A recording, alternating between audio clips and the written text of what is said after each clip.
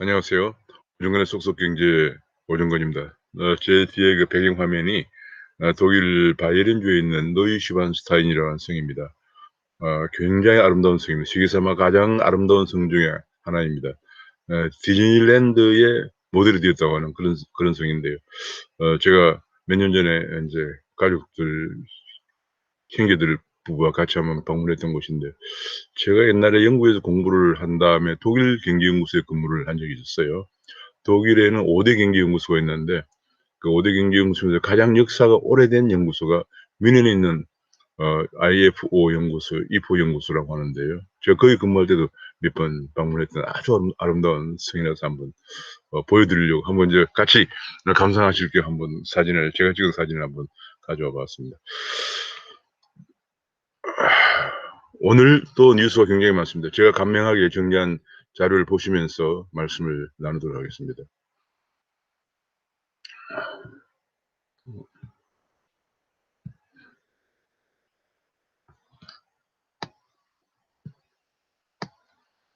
네. 오중간의 속속 경제 귀에 쏙쏙 들어가도록 경제 기사를 쉽게 해설해 드리는 명품 시사 해설 정책 실물 금융 세경제 파트를 시작하겠습니다. 구독과 알림 설정을 해주시면 제 방송을 언제든지 보실 수가 있겠습니다. 지금 현재 엔겔 개수가 20년 만에 최고로 올라갔다 하는 보도가 나왔습니다. 엔겔 개수는 가계 소비 중에서 식비가 차지하는 비중인데 이것이 12.9%까지 올라가서 20년 만에 최고다. 이건 이제 두 가지 원인. 하나는 가계 소비를 할 수 있는 소득이 줄어서 가계 소비가 줄거나 아니면 식비 비용이 올라갔거나 그렇죠. 근데 그 두 가지가 다 지금 발생한 거죠.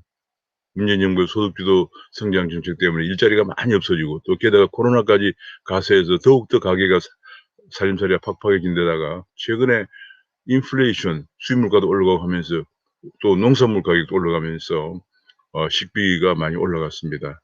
근데 파 같은 거는 82% 1년 동안 올라가고요. 양파도 44%나 올라가는 등 식비가 올라가면서 가계 소비 중에서 식비의 비중을 나타내는 엔겔 개수가 20년 만에 최고로 올라갔다. 한마디로 살기가 굉장히 힘들다. 그런 얘기가 되겠습니다. 그뿐이 아니고 이제 가계 지출 중에서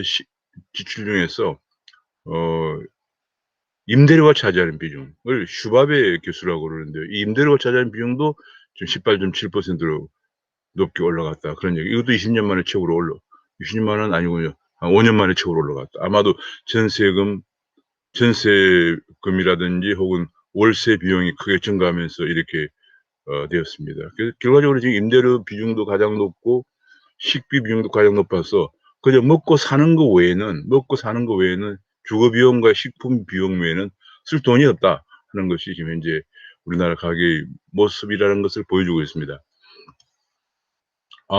정부 예산을 지금 과거 예산을 지금 이제 국민 재난지원금 그래서 지금 4차까지 편성해서 이번 4차 재난지원금은 선별 지원이라고 하는데도 20조 원이나 책정했는데 과거에 2차, 3차 때 책정된 게 아직도 집행도 안 되고 있는 게 수두룩한데도 마구잡이로 책정을 했다. 그런 얘기가 나왔습니다. 그걸 한번 보시면은 제가 여기 보면은 2차, 3차 재난지원금 중에서 집행률이 저조한 걸 한번 보면은 가장 저조한 게 지방의료원 기능보강은 716억을 책정했는데 전혀 집행이 안 됐습니다. 이게 정말 기가 막힌 일인데요. 지난번에 코로나가 와가지고 대구를 중심으로 해서 굉장히 심해서 그래 나온 것이 감염병 병상을 증설한다 했는데 지금 코로나가 왔는데 그걸 몇 개월 또 왔거든요. 또 왔는데 지금 병상이 없어서 난리예요. 제 주변에도 보면은 얘기를 들어보면은 확진자인데도 병상이 없어서 병원에 입원을 못하고 돌아가신 분들도 있어요. 그런데도 예산은 정말 716억 원이나 책정해뒀는데 전혀 집행이 안 됐습니다. 그다음에 뭐 또 보면은 낮은 것 중에 하나가 방문 돌봄 종사자 한시 지원도 460억 원이 책정됐는데 3,900만 원밖에 집행이 안 됐습니다. 또 일시 경영애로 재지원도 2천억 책정됐는데 27억 원밖에 책정이 안 됐습니다. 지금 다들 소기업이나 자영업자들이 어렵다고 하는데도 2천억 원의 예산을 3차 재난지원금을 책정을 해도 27억 원밖에 책정이 안 됐습니다. 제가 문재인 정부에 제가 여러 차례 이런 말씀을 드렸습니다만은 문재인 정부의 제일 가장 큰 여러 가지 문제가 뭐냐면 그중에 하나가 용처를 정해서 쓸 꼭 써야 될 때를 놓지도 않고 무조건 예산부터 책정하고 보는 그런 경향이 있습니다. 예를 들면 지난번에 뉴딜 정책 같은 경우도 5대 은행 지주회장들을 불러 가지고 "뉴딜 정책 하니까 돈 좀 내놓으라." 이렇게 얘기했는데 그것도 뭐 몇백 조예요. 근데 그걸 어디에 쓸 건지 지금 용처가 좀 분명치 않습니다. 예를 들면 이런 것들이 너무 많아요. 그러니까 지금 문 정부는 무슨 뭐 돈을 그냥 책정하면 그냥 나오는 돈으로 생각을 하는 것 같아요. 지금 재정 상태가 너무 악화돼 가지고 부채가 늘고 국가 위기가 있다고 OECD나 외부에서 국내외적으로 계속 경고등이 나오고 있는데도 이렇게 "무조건 책정해 놓고 보자."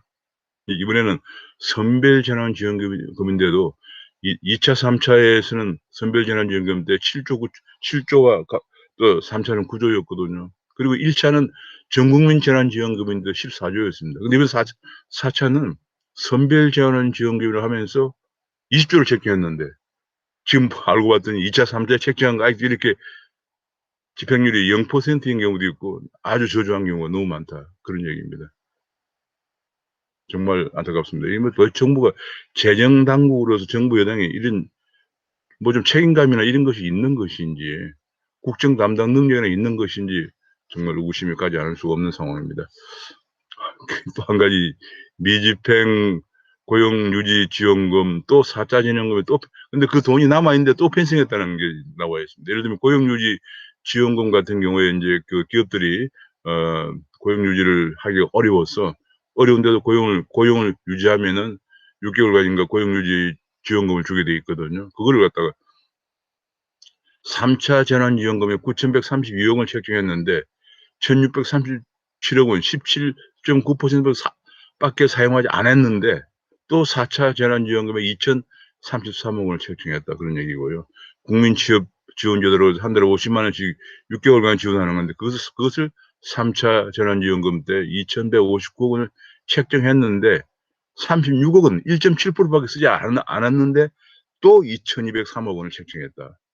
이 도대체가 정신이 있는 사람들인지 정말 국정 담당 능력 이전에 정신이 제대로 있는 사람들인지 저는 의구심이 정말 갑니다. 이걸 갖다가 이거 그냥 뭐 민간 학자가 분석한 것도 아니고 국회 예산정책처에서 분석한 자료입니다.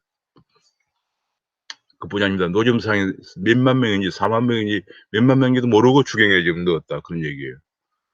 노점상 한 사람당 50만 원씩인가를 지원해 주기로 했는데 노점상이 몇 명인지도 파악이 안 된 상태다. 뭐 그런 얘기까지도 나와 있고 이게 지금 막 그러니까 완전히 4월 보궐선거를 앞두고 그냥 졸속으로 처리하는 과정에서 이런 일이 계속 발생을 한 것으로 보입니다. 나라 국가는 바닥인데 추경은 무작정 늘리자고 하는 여당의 무책임한 처사를 여전히 보여주고 있다 그런 얘기고요. 고용보험기금이 적자라서 작년에 올해 1조 1,000억 원 정도 적자가 될 것으로 예상된다고 합니다. 그 적자가 되면서 계속 추경을 통해서 재정에서 부담을 해야 한다는 건데 기금 재정 관리에 경고등이 켜졌다. 왜냐하면 이게 적자 고용보험은 어떻게 인제 그 고용되어 있을 당시에 고용보험료를 냅니다. 고용보험료를 냈다가 해고가 되면은 고용보험금을 받게 돼 있는데 지금 고용보험기금을 너무 다른 목적에서 많이 써요. 이거 돈만 있으면 막 앞에 돈이 쓸 때를 용처가 분명히 정해서 제대로 책정한 것도 아니고 또 그런 과정에서 돈이 어디 있다 그러면 무조건 기금이고 뭐고 막 꺼내 쓰는 게 우리 문재인 정부의 특징인데요. 고용보험기금에서 고용보험금으로 줘야 될 목적 외에 다른 걸 워낙 많이 썼어요. 워낙 많이 썼기 때문에 지금 기금이 인제 적자가 났는데 이 기금이 고갈되면 곧 한 2-3년 뒤에 고갈된다고 합니다. 고갈되면 어떻게 되느냐. 그러면 이제 고용보험료를 내고 고용보험금을 받는 차이만큼 언제나 최소한 지금 현재 보험료를 타 가지고 하는 것이 한 달에만 해도 어 지난해 분수 한 달에만 거의 한 1조 원 넘는다 뭐 그런 보고서가 나오던 것 같아요. 그러니까 이게 말이죠. 그러면 그 나머지는 전부 재정으로 충당을 해야 됩니다. 그러니까 이렇습니다. 이게 연간 그러니까 한 달에 1조 원이 더 나가니까 연간 한 10몇 조 원 정도 나간다는 얘기죠. 그래서 올해 첫 추경안에서 그 전체 66%에 해당되는 9조 9천억 원이 국채 발행을 했다는 얘기예요. 참 이게 큰 문제입니다. 이렇게 월 한 1조 2천억 정도가 나고 계속 앞으로 증가 추세인데 고용 사정이 악화되니까 연간 한 뭐 5조 원 정도 줄 잡아서 나가는 것을 이게 지금 말이죠. 고용보험기금이 적자고 곧 고갈된다. 이 간단한 문제가 아닙니다. 정말 우리나라의 큰 문제인데요.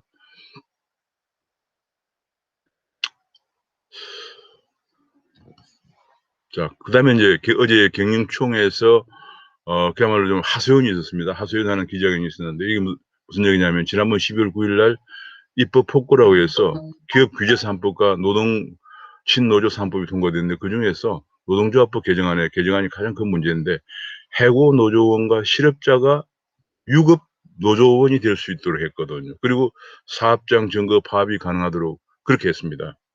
근데 이것이 인제 7월 달부터 시행되는데 해고 노조원이 와서 사업장을 증거 파업하면 어떻게 감당을 하겠습니까? 우리나라는 굉장히 해고가 어려운 노동 구조예요. 해고가 얼마나 어려운가. 가장 몇 년간 고가가 제일 나쁘고 또 그렇다고 또 해고를 못 시켜요. 한 1년 정도 직무 능력 향상을 위한 연수를 시키고 연수를 끝나고 돌아와서 다시 몇 년간 일을 해서 그래도 고가가 나쁘면 해고를 할 수 있다. 이런 거기 때문에 사실상 해고가 안 되는 거예요. 그래서 지금 해고가 안 되니까 저 능력이 그야말로 고가가 나빠도 해고가 안 되는 상황이기 때문에 지금 신규 취업자들이 일자리를 못 구하는 거예요. 지금 그런데 그런 중에서 해고된 사람이라면 어떤 사람이겠습니까? 그 사람들이 노조원이 돼 가지고 일은 하지 않는 무노동이죠. 무노동 노조원이 돼 가지고 사업장을 증가하고 파업하면 회사를 어떻게 경영하겠느냐. 게다가 더 큰 문제는 실업자 유급 노조원입니다. 이 실업자는 불특정 다수예요. 그러니까 어떤 사람이 회사에 가서 노조 활동을 하려고 하겠습니까? 그거는 노동운동꾼들이에요. 외부 노동운동꾼들이 회사에 타겟이 되는 회사에 들어가서 회사를 증거하고 사업장을 증거하고 파업을 하면 우리나라 기업들이 망하는 거죠. 제발 이런 부분들은 7월 달 개정노조법이 시행 이전에 좀 보완해 달라 하는 것이 어제 경총의 하소연이었습니다.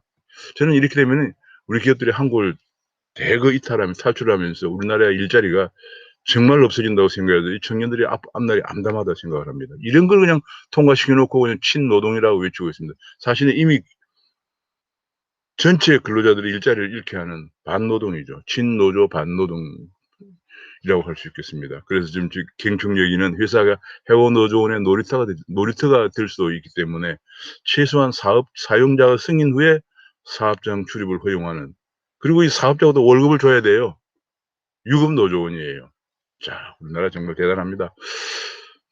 이번 주에 인제 그 쿼드 정상회담이 열린다고 합니다. 화상으로 열리는데요. 쿼드로 하면 인제 미국, 일본, 호주, 인도, 중국을 반중 세력을 규합해 중국을 포위하는 방어망인데요.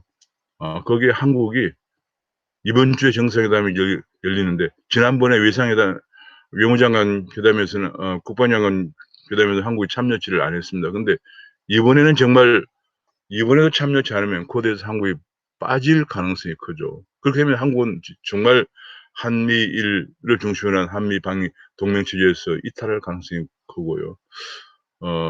정말 이게 큰 문제인데요. 우리가 과연 그렇게 이탈하고도 자유민주주의 시장 경제를 지탱할 수 있느냐 하는 것이 큰 문제인데, 이번 주에 열리는 첫 정상회담이 한국의 본격적인 시험대가 될 것이다, 그런 얘기가 나오고 있고요. 근데 지금 문제가 또 우리 여권에서는 이게 정말 종북 주사파라고 아니할 수가 없는 게 바로 이런 데서 나옵니다. 쿼드 회담에 참여하는 대신에 북한 제재를 완화해 달라, 이런 얘기들을 했다는 거예요. 야, 이게 정말 말이 안 돼. 아니 지금 북한 제재가 왜 하고 있으면 북한에서 핵무기를 개발해서 야밤에 추운 밤중에도 어 무력 시위를 하기 때문에 북한에 제재를 가하고 있는 건데, 오히려 우리가 그런 북한에 핵무기를 개발하지 않도록 제재를 해 달라고 해도 모자랄 판에 우리가 쿼드에 참여할 거니까 북한 제재를 완화해 달라, 이런 얘기가 여권에서 나왔다고 합니다.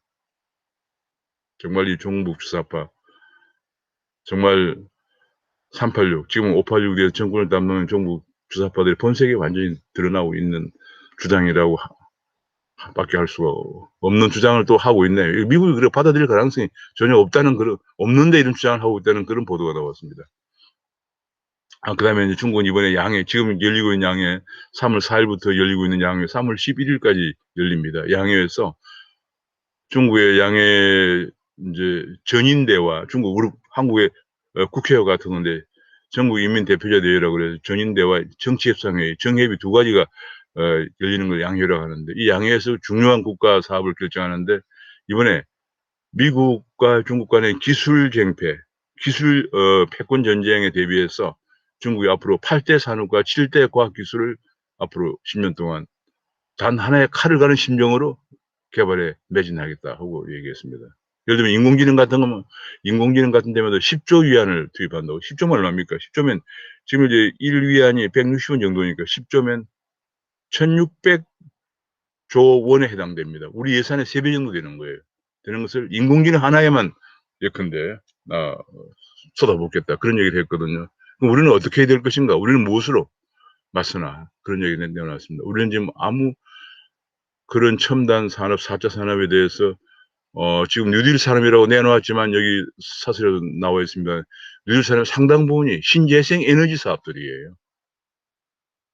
물론 거기에 일부 이제 디지털이 있지만 뭐 그냥 굉장히 소소한 것들이고 대부분이 신재생 에너지를 뉴딜이란 녹색 뉴딜이란 처음에는 디지털 뉴딜 얘기했다가 녹색 뉴딜이 가미되면서 그린 뉴딜이 가미되면서 좀 그렇게 변질되고 있습니다. 과연 우리가 이런 중국의 총력전 또 미중 간의 기술 패권 전쟁에 우리는 무엇으로 맞설 것인가 하는 거예요. 왜냐하면 중국이 이번에 내세운 그 8대 첨단 산업, 그다음에 7대 과학기술을 대개 우리가 하고 있는 것들이에요. 인공지능이나 전기차라든지 뭐 등등 우리가 하고 있는 것들이 대부분 중첩이 되기 때문에 결국 우리 한국을 겨냥하는 칼이 될 것이다. 그런 얘기가 나오는 거에서 한국이 제대로 된 대처를 하지 못하고 오히려 기업을 더 규제하는 그런 행태를 보이기 때문에 너무 많은 우려가 아침 보도에 신문에 나왔습니다. 그래서 우리 기업은 미중 갈등 속에서 이제는 탈중국 할 때가 됐다. 너무 중국에 의존하고 있기 때문에 지금 현재 경제는 중국에 의존하고 안보는 미국에 의존하는 흔히들 안미 경중이라고 그러죠. 안미 경중으로서는 이제는 안 된다. 이번 주에 코드가 열리고 계속 이런 속에서 이제는 우리가 가야 할 방향을 분명히 할 때가 됐다. 경제 면에서도 탈중국 속도를 내라. 그런 얘기가 나왔습니다. 이와 관련해서 그동안에 중국이 그동안에 코로나 때문에 중국에서 부품과 중간재 생산을 한국에 가져와서 조립하는 그런 글로벌 서플라이 체인이 문제가 많죠. 왜냐하면 국가 간에 서로 왕래가 잘 안 되면서 우리나라 산업이 타격을 받기 때문에 많은 나라에서 한국뿐이 아니고 많은 나라에서 글로벌 서플라이 체인으로 생산 구조를 자국으로 중간재나 원자재 생산 공장을 불러들여 가지고 완성재를 만드는 리어쇼링을 속도를 내고 있습니다. 지금 미국이나 일본은 중국에 가 있는 기업들이 미국이나 일본으로 올 때는 이전 비용까지 100% 대주고 법인세도 낮춰주고 파격적인 혜택을 제공하면서 불러들이고 있는데 한국은 지금 뭐 리어쇼링 말만 전에 한번 꺼내더니 그거로 그냥 요약무약 간 데가 없습니다. 이렇게 해서는 안 되고요. 중국에 있는 기업들이 가장 바람직한 방향 한국으로 돌아오도록 하는 것이 좋고요. 아니면은 예컨대 베트남이나 지금 인도나 이런 국가로 가서 가는 게 더 좋다. 중국에 너무 의존하고 있으면서 지금 미국의 압박 속에서 한국이 오히려 갈 길을 잃게 되면 샌드위치가 되면 안 된다. 그런 기사입니다. 그리고 이제 전기차 배터리 같은 경우에도 전기차 배터리는 일본 같은 경우 전기차 배터리가 지금 앞으로 4차 산업혁명의 핵심 산업 중 하나인 전기차의 핵심 부품이기 때문에 지금 이제 굉장히 패권 싸움이 굉장히 중국, 한국, 미국 이렇게 패권 싸움이 강한데 일본은 지금 전기차 배터리의 주도권을 잡기 위해서 그제 30개 기업들이 연합해서 협의체를 구성했다고 합니다. 그런데 우리는 지금 현재 LG 에너지솔루션과 SK가 지금 현재 내전 중이죠. 미국 ITC에서 미국 국제무역위원회에서 SK 이노베이션이 LG 에너지 솔루션의 기술을 도용했다 하는 것 때문에 10년간, 왜냐하면 그 기술을 개발하는데 10년이 기술을 만약에 SK 이노베이션 자체 개발하면 10년이 걸릴 것이니까, 걸릴 것으로 판단되어서 10년간 미국의 수입을 금지시키는 그런 판결을 내렸습니다. 그런데 우리가 아직도 한국에서는 LG 에너지 솔루션과 SK 이노베이션 간의 합의도 이루어내지 못하고 있는 그런 양상입니다. 반면에 일본은 지금 똘똘 뭉쳐서 30개 국이 뭉쳐서 협의체를 만들어서 전기차 시대의 배터리의 주도권을 싸움에서 승기를 잡으려고 하고 있다. 그런 얘기들이 아침에 보도가 되었습니다. 또 한 가지 반가운 소식은 UAE에 우리가 이미 건설한 바라카 원전 2호기를 UAE 당국이 운전 허가를 승인했다, 그런 얘기입니다. 굉장히 참 우리나라 한국형 원전을 이게 처음으로 수출한 건데, 한국형 차세대 원전 사업인데, 이것이 UAE 아부다비 수도 아부다비 서쪽에 있는 바라카 지역에 건설하는 프로젝트인데, 이것이 정말 2009년도에 이 사업을 한국전력이 수주해서 2012년도니까 이명박 정권 때 착공을 했습니다. 2009년에 수주와 2012년 착공이 전부 다 이명박 정부인데, 이명박 정부는 이런 이 원전 사업은, 왜냐하면 원전 사업 한 기 건설하는데 보통 200억 달러씩 막 들어가는 거예요. 그러니까 엄청난 거액의 수주죠. 우리나라가 연간 5천억 달러를 생각하면 원전 2개 수주하면 그냥 400억, 500억 달러가 들어오는 거거든요. 그래서 굉장히 역점을 두었는데, 게다가 지금 이번 2호기가 이제 이번에 운전 허가를 승인받았고, 현재 3, 4호기를 건설 중이라고 합니다. 3, 4호기는 3호기는 공정률이 94%, 4호기도 87%의 공정률을 보이고 있다고 합니다. 그런데 갑자기 이제 문재인 정부 들어서 원전을 폐기하는 바람에 그 후에 추가 원전 수주가 어려워지고 있고, 왜냐하면 한국은 원전을 안 하면서 다른 나라에 원전을 수출한다는 것도 문제고요. 또 한 가지는 한국에 원전을 하지 않기 때문에 그동안에 원전 기술이나 전문 인력들을 대거 이탈하고 기업들이 도산하면서 기본 생태계가 지금 붕괴되고 있거든요. 그런 문제가 있고요.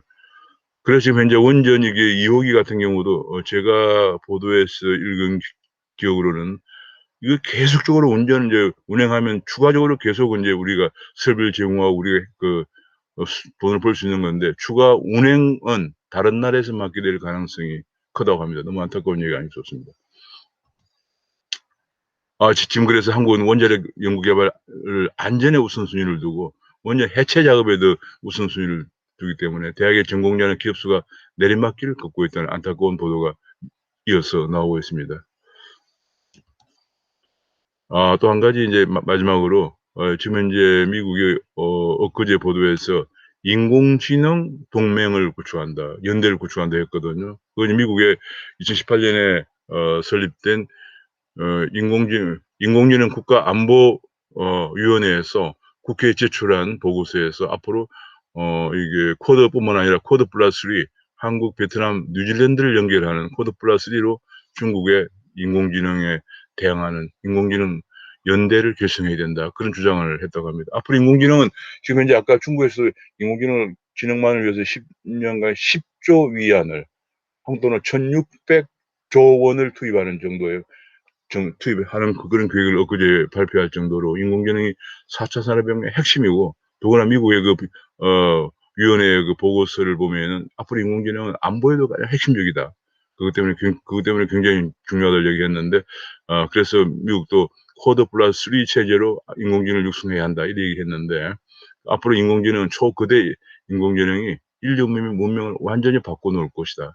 초대형 인공신경망을 갖춘 인공지능은 앞으로 그야말로 학습 방식을 대격변을 가져온다. 예를 들면 문장 하나를 입력하면 한 번도 본 적 없는 이미지 상상을 그려내고, 공장 기계 장애를 예측하고 불량 원인을 찾아서 직접 고치기도 하는 그런 그야말로 디지털 휴먼을 넘어선 메타 휴먼 시대가 될 거다, 그런 보고서가 언론에 신문에 실렸습니다. 자, 그런데 우리는 지금 연구개발에 너무 지금 이런데 지금 오히려 이런 걸 하는 기업들도 규제만 하고요. 또 인공지능 하려면 최근에 제가 한번 심층무술을 했습니다만, 인공지능을 개발하기 위한 인력이 대거 부족하다. 그건 뭐냐면 40년도 넘은 수도권 규제 때문에 수도권에 이런 최첨단 학과를 증설할 수가 없어서 인공지능 인력을 배출하지 못하고 있다. 우리 교육이 지금 40년 평준화 정책 때문에 인공지능 개발에 혹은 4차 산업혁명에 필요한 초수월성을 가진 인력을 배출하지 못하고 있다 하는 그런 안타까운 걸 제가 한번 심층 분석을 해드린 적이 있습니다. 오늘은 정책 파트는 여기서 마치도록 하겠습니다. 그러면 잠시 후에 다시 부동산 금융 암호화폐편을 부동산 증시 암호화폐편을 말씀드리도록 하겠습니다. 감사합니다.